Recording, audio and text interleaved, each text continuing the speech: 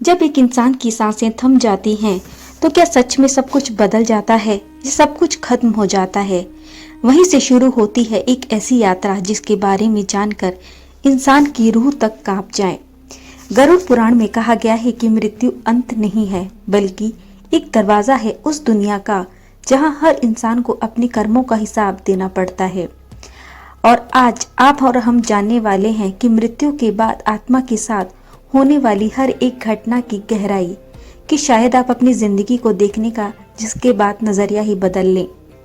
मृत्यु का क्षण, जब आत्मा शरीर छोड़ती है और जब मृत्यु करीब आती है तो शरीर के अंदर एक अजीब सी हलचल शुरू हो जाती है।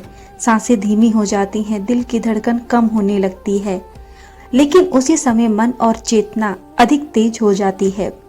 गरुड़ पुराण के अनुसार मृत्यु के अंतिम कुछ पलों में मनुष्य को अपने पूरे जीवन का लेखा जोखा दिखता है। वो हर एक पल जो उसने जिया, हर एक व्यक्ति जिससे वो मिला, हर एक गलती और हर एक अच्छा काम, सब कुछ एक एक करके उसकी आंखों के सामने आता है। और ये सब यादें नहीं होती, बल्कि उन सभी भावनाओं को वह फिर से महसूस करता है। अगर उसने किसी को दुख दिया था तो वही दर्द उसे खुद महसूस होता है, और अगर उसने किसी की मदद की थी तो वही खुशी उसके अंदर से महसूस होती है। और फिर एक आखिरी सांस के साथ आत्मा धीरे धीरे शरीर से अलग हो जाती है। आत्मा का पहला अनुभव, सबसे बड़ा भ्रम। जैसे ही आत्मा शरीर से बाहर निकलती है, उसे लगता है कि वो अभी भी जिंदा है। वो अपने शरीर को देखती है, वो जमीन पर पड़ा होता है, लोग रो रहे होते हैं, पर वो समझ नहीं पाती। वो चिल्लाती है, मैं यहाँ हूँ, मैं जिंदा हूँ, लेकिन उसे कोई सुन नहीं सकता। यही वो पल होता है जब आत्मा को एहसास होता है कि सब कुछ बदल चुका है। यमदूतों का आगमन, पापियों और पुण्यात्माओं में फर्क। अचानक वातावरण बदल जाता है, हवा भारी हो जाती है और चारों ओर एक अजीब सा डर फैल जाता है। और तभी दिखाई देते हैं यमदूत, यमराज के दूत। साधारण नहीं होते, उनका शरीर विशाल होता है, आंखें लाल और हाथों में लोहे की जंजीरें।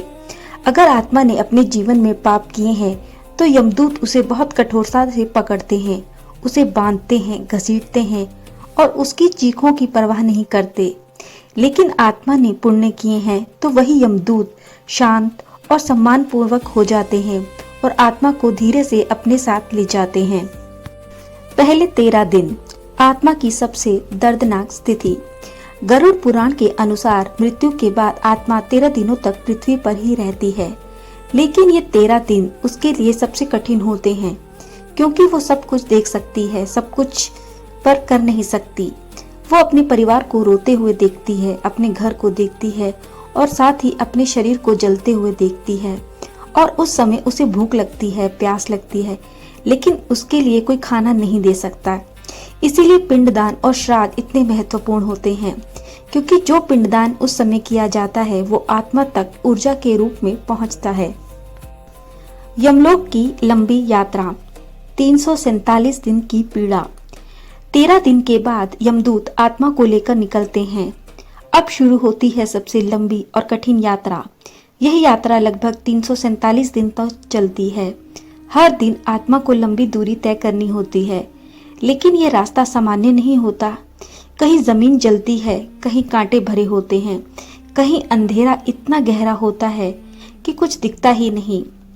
पापी आत्मा के लिए हर समय दर्द से भरा होता है। वो गिरती है, चिल्लाती है और यमदूत उसे फिर उठाकर आगे बढ़ते हैं। वैतरणी नदी, शुरुआत और एक अंतहीन भय की लंबी थका देने वाली यात्रा के बाद जब आत्मा अपने हर कदम पर दर्द झेल चुकी होती है, जब उसके भीतर बची हुई ताकत भी खत्म होने लगती है, तभी अचानक उसके सामने एक ऐसा दृश्य उभरता है जिसे देखकर उसकी चेतना तक कांप उठती है।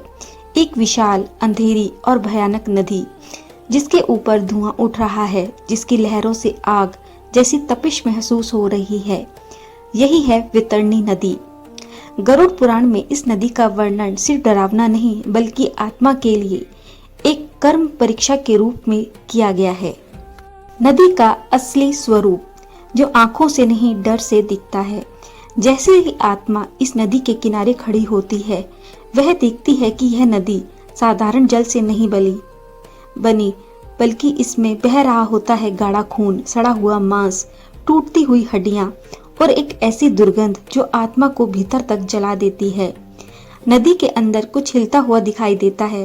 पहले वो समझ नहीं पाती, लेकिन जैसे ही वे ध्यान से देखती है तो उसे नजर आते हैं बड़े बड़े मगरमच्छ, लंबे जहरीले सर्प और ऐसे राक्षसी जीव जो सिर्फ शरीर नहीं बल्कि आत्मा के सूक्ष्म रूप को भी काट सकते हैं। पापी आत्मा का अनुभव दर्द की सीमा से परे। यमदूत पीछे खड़े होते हैं। उनकी आंखों में कुछ दया नहीं होती। वे बस आदेश देते हैं, उतर जाओ। आत्मा डरती है, कांपती है, वो पीछे हटना चाहती है, लेकिन अब पीछे जाने का कोई रास्ता नहीं होता। जैसे ही आत्मा नदी में पहला कदम रखती है, उसे ऐसा महसूस होता है जैसे किसी ने उसे उबलते हुए तेल में डाल दिया हो। उसका हर हिस्सा जलने लगता है। वो चीखती है, मुझे बचाओ, मैं सह नहीं पा रही। लेकिन कोई जवाब नहीं आता। नदी के भीतर के जीव उसे पकड़ते हैं, उसके अंगों को नोचते हैं।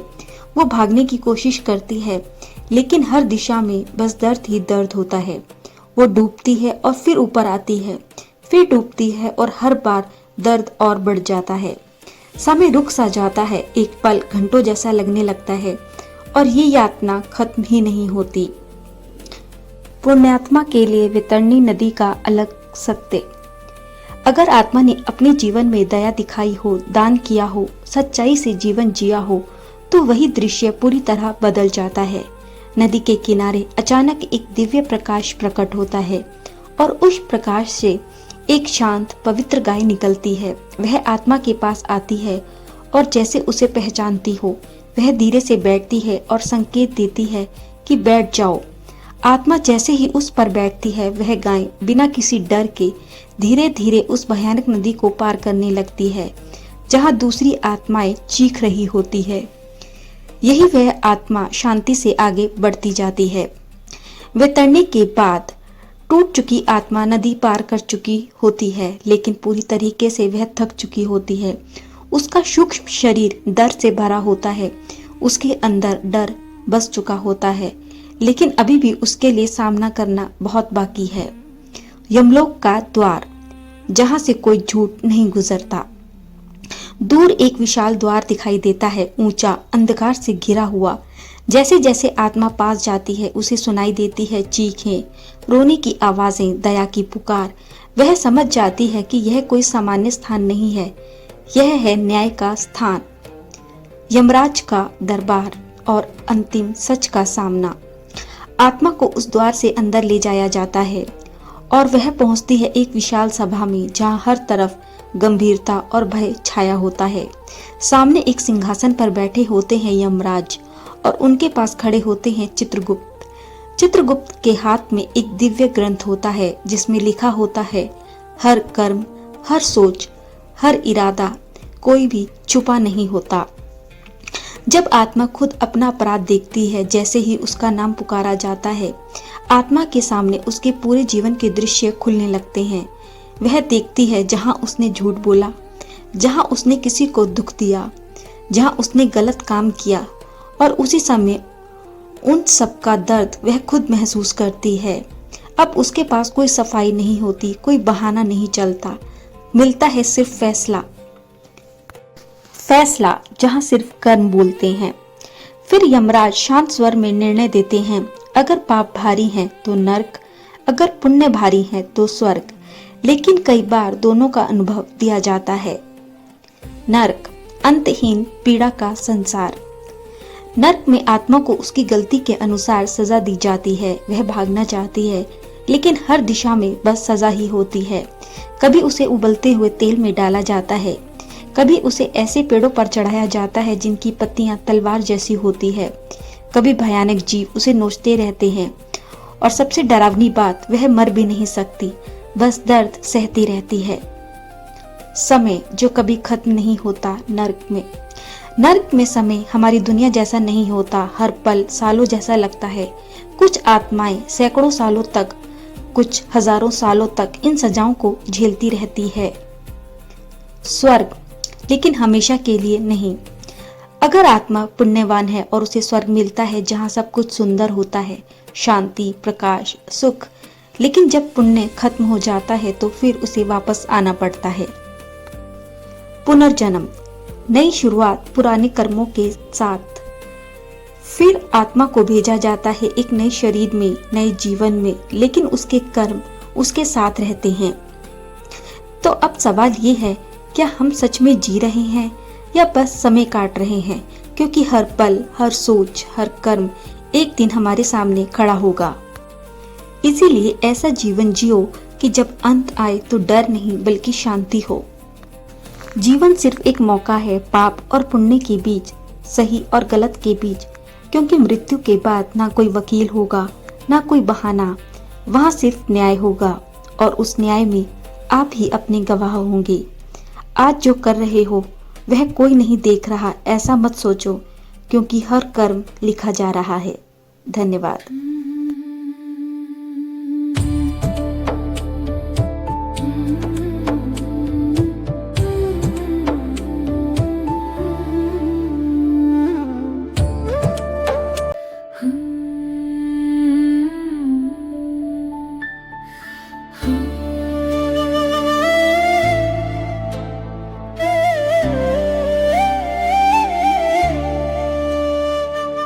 रचा है सृष्टि को जिस प्रभु ने, वही ये सृष्टि चला रहे हैं। रचा है सृष्टि को जिस प्रभु ने, वही ये सृष्टि चला रहे हैं। जो पेड़ हमने लगाया पहले, जो पेड़ हमने लगाया पहले, उसी का फल हम अब पा रहे हैं। रचा है सृष्टि को जिस प्रभु ने, वही ये सृष्टि चला रहे हैं। रचा है सृष्टि को जिस प्रभु ने, वही ये सृष्टि चला रहे हैं।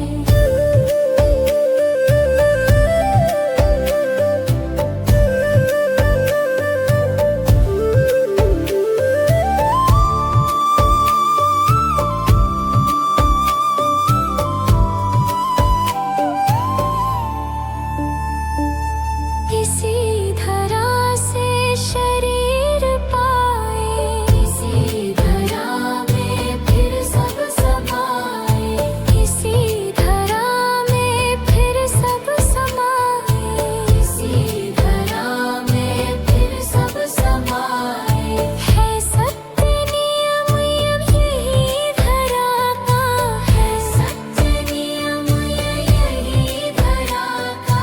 एक आ रहे हैं, एक जा रहे हैं। रचा है सृष्टि को जिस प्रभु ने, वही ये सृष्टि चला रहे हैं। रचा है सृष्टि को जिस प्रभु ने, वही ये सृष्टि चला रहे हैं।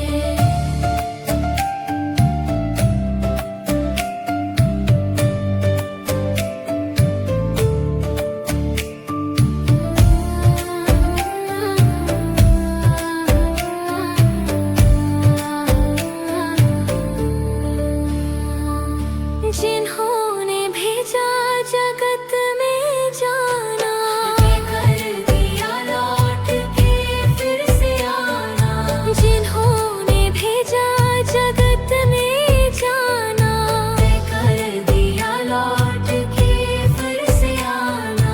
जो भेजने वाले हैं यहाँ पे, जो भेजने वाले हैं यहाँ पे, वही फिर वापस बुला रहे हैं। रचा है सृष्टि को जिस प्रभु ने, वही ये सृष्टि चला रहे हैं। रचा है सृष्टि को जिस प्रभु ने, वही ये सृष्टि चला रहे हैं। रचा है सृष्टि को जिस प्रभु ने, वही ये सृष्टि चला रहे हैं।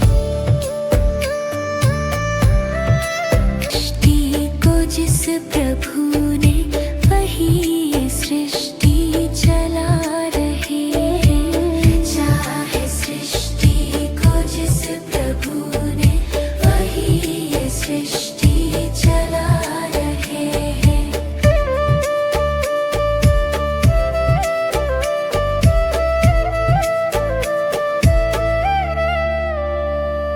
बैठे हैं जो धान की बालियों में, समाए मेहंदी की लालियों में। बैठे हैं जो धान की बालियों में, समाए मेहंदी की लालियों में। हर डाल हर पत्ते में समाकर, हर डाल हर पत्ते में समाकर गुल रंग बिरंगे खिला रहे हैं। रचा है सृष्टि को जिस प्रभु ने वही ये सृष्टि चला रहे हैं। रचा है सृष्टि को जिस प्रभु ने वही ये सृष्टि चला रहे हैं। रचा है सृष्टि को जिस प्रभु ने वही ये सृष्टि चला